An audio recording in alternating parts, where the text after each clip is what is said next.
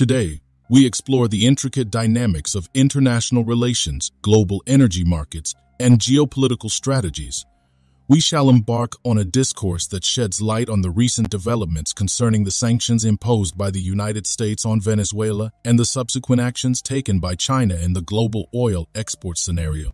In the first half of 2019, the United States employed sanctions as a tool against Venezuela's state-owned oil company, aiming to exert economic pressure on President Nicolas Maduro's government. The sanctions were designed to limit Venezuela's ability to conduct business on the global stage, thereby indirectly influencing the nation's internal political landscape. The U.S. refineries ceased their purchases of Venezuelan crude oil, creating a vacuum in the nation's oil export framework.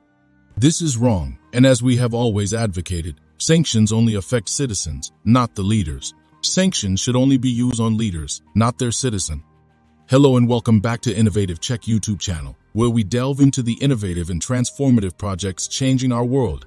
You're new to the channel and enjoy learning about innovation stories around the world. You've come to the right place. Please subscribe, like, and comment to help boost our videos on YouTube. However, like the ebb and flow of tides, the global markets responded, and we observed China stepping in to fill the void left by the U.S. refineries. Long an ally and significant trade partner of Venezuela, China did not merely assume a passive role. It actively and decisively became the top purchaser of Venezuelan crude oil. China's actions were not without complication or controversy. When Washington intensified its sanctions on Venezuela in August of the same year, a clear and resounding message was sent to the global community. Any entity choosing to engage with Venezuela's government would potentially face the mighty hand of U.S. sanctions. In light of these developments, even the colossal China National Petroleum Corporation (CNPC) retracted, ceasing its oil loading activities at Venezuelan ports. Yet, amidst the unfolding international drama, the global audience witnessed a display of resilience and strategic maneuvering.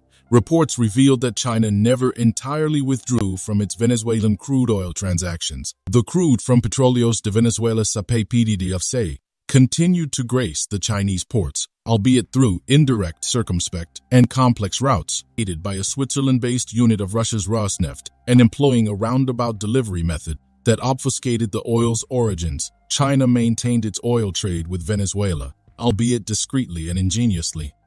It's imperative to highlight that the Chinese endeavor to continuously import Venezuelan oil was not a straightforward process, nor did it adhere to conventional trade routes or methodologies. For instance, we witnessed oil from Petróleos de Venezuela arriving at Chinese ports, facilitated by Rosneft's Switzerland-based unit. These shipments cunningly masked their true origin, with documentation making it appear as if the oil was sourced from Malaysia, not Venezuela. This meticulously orchestrated arrangement unveils a tapestry of international cooperation, or some might argue, complicity, raising critical questions about the essence of sanctions, the commitment to upholding international norms, and the respect for sovereign decisions made by independent nations. Amidst these challenging scenarios, China's commitment to supporting the Venezuelan government remained steadfast, demonstrating an unwavering resolve to safeguard its interests and alliances. Let us pause for a moment and reflect on the implications of these actions. The U.S. sanctions on Venezuela were undoubtedly severe, effectively stifling the nation's oil exports, a crucial lifeline for its struggling economy. This economic constriction was designed not just to choke the revenue streams of the Maduro government, but also to induce a political climate ripe for change, aligning more closely with the interests and ideologies of the Western Hemisphere. Yet, the approach of imposing economic sanctions is not devoid of criticism. Such economic measures, while targeted at governments, invariably trickle down to affect the everyday lives of ordinary citizens. The people of Venezuela found themselves ensnared in a suffocating economic environment, bearing the brunt of decisions made in far-off capitals, their fates seemingly tethered to the whims of global powers.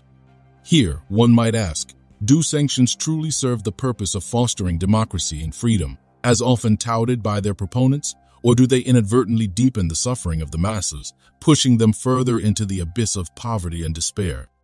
Against this backdrop, China's decision to continue purchasing Venezuelan oil can be viewed through multiple lenses. Some may perceive it as a bold act of defiance against unilateral sanctions imposed by the United States. a statement underlining the principles of sovereignty and non-interference in the internal affairs of nations. Others might consider it a pragmatic move to secure energy resources vital for sustaining China's burgeoning economy. However, irrespective of the lens one chooses, it is undeniable that these actions significantly altered the dynamics of international relations. China's continued engagement with Venezuela provided a crucial economic lifeline to the Maduro government, effectively undermining the impact of the sanctions imposed by the United States. Moreover, the method through which this oil trade was conducted further adds layers of complexity and intrigue to our understanding of international trade and compliance. For instance, the oil shipments destined for China were subjected to ship-to-ship transfers, a technique that facilitates the movement of cargo between tankers while at sea. This practice, while legitimate and widely used for various purposes, in this case served to disguise the true origin of the crude, thereby navigating around the restrictions imposed by the sanctions. Through employing such ingenious and calculated strategies, China managed to sustain its oil imports from Venezuela without directly falling afoul of U.S. sanctions, thereby preserving its economic interests while simultaneously supporting a political ally. The unfolding of these events invites us to reflect upon the nuances and ramifications of economic sanctions as a tool of foreign policy. While sanctions are often deployed with the proclaimed objective of promoting human rights, democracy, and stability, their effectiveness and impact on the ground are subjects of intense debate and scrutiny. If you are enjoying this video so far, please don't forget to subscribe, share the video, and comment. In light of these developments, it's necessary for us to critically engage with the tensions and paradoxes embedded within the fabric of international sanctions as instruments of diplomacy and coercion. When we survey the geopolitical landscape, the imposition of sanctions is often presented as a robust, moral response to perceived injustices or violations of international law. However, the unfolding scenario between the United States, Venezuela, and China compels us to reconsider and interrogate the efficacy and ethical dimensions of these economic measures. Let's now turn our gaze towards the situation in Venezuela. The sanctions, while aimed at destabilizing the Maduro regime and facilitating a political transition, inadvertently contributed to exacerbating the economic hardship experienced by millions of Venezuelans. The country's citizenry found themselves caught in the crossfire of international politics, their lives overshadowed by the economic siege that unfolded around them. Amidst this turbulent environment, the sales of Venezuelan crude, covert as they may have been, provided essential support to the beleaguered Venezuelan government. In this complex scenario, it's imperative to acknowledge that the resources obtained from these sales did not entirely and transparently filter down to address the needs and alleviate the sufferings of the Venezuelan people. The revenues, rather than entirely bolstering the nation's crumbling public infrastructure and providing much-needed social services, were often used to service Venezuela's mounting debts. This complex dance of economics and politics showcases a grim tableau where the immediate needs and welfare of the population are often secondary to the maneuverings and calculations of political elites and foreign governments. In the pursuit of strategic interests and geopolitical dominance, the plight of ordinary people is frequently overshadowed and marginalized.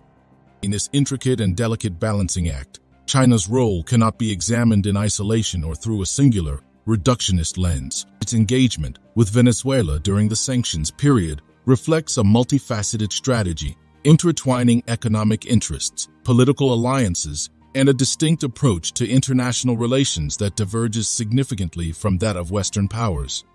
China's involvement in lifting Venezuelan oil subtly yet unmistakably signals its resistance to the unilateral imposition of sanctions that typify the United States' foreign policy approach in recent years. It underlines a commitment to fostering a multipolar world where power is not concentrated or monopolized by a select few but dispersed and shared among various actors on the global stage. However, the veil of economic pragmatism and respect for sovereignty that characterizes China's actions also conceals nuances and complexities that merit careful examination. The indirect importation of Venezuelan oil through convoluted routes and mechanisms hints at a pragmatic approach to foreign policy that adeptly navigates the treacherous waters of international sanctions and geopolitical rivalries. Yet, one cannot overlook the potential implications of such a strategy. While it provides a lifeline to the Venezuelan government and secures essential resources for China, It also raises questions regarding transparency, accountability, and adherence to international norms and standards.